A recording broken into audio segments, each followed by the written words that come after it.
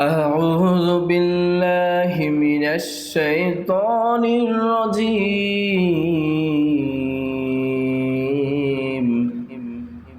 بسم الله الرحمن الرحيم.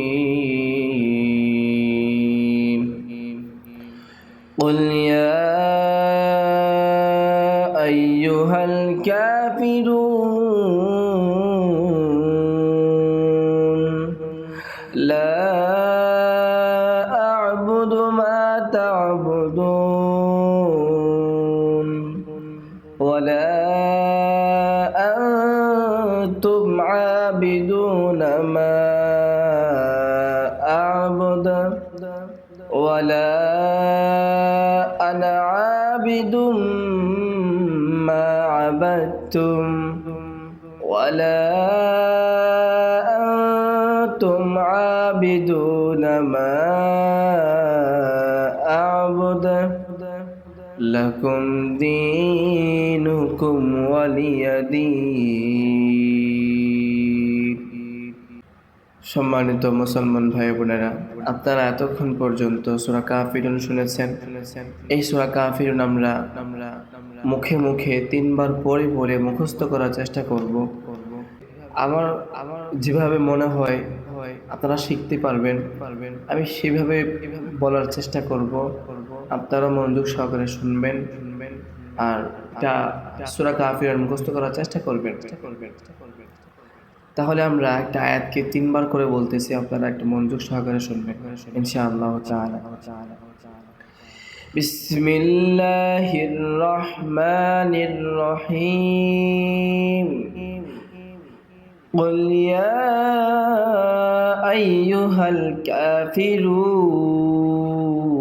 الكافرون قل يا أيها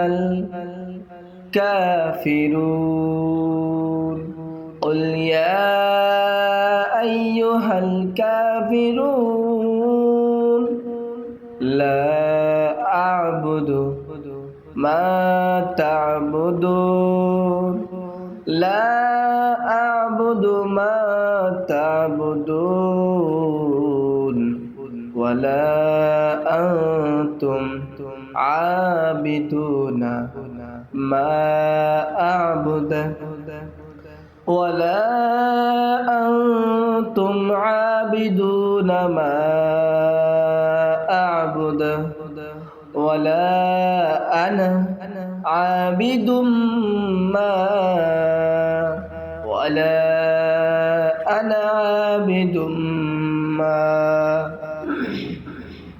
عبدتم ولا أنا عابد ما عبدتم ولا أنتم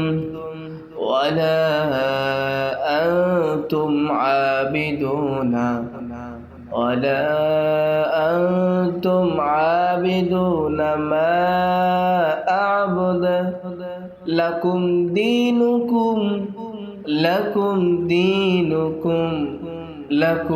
دينكم ولي دين صدق الله العظيم।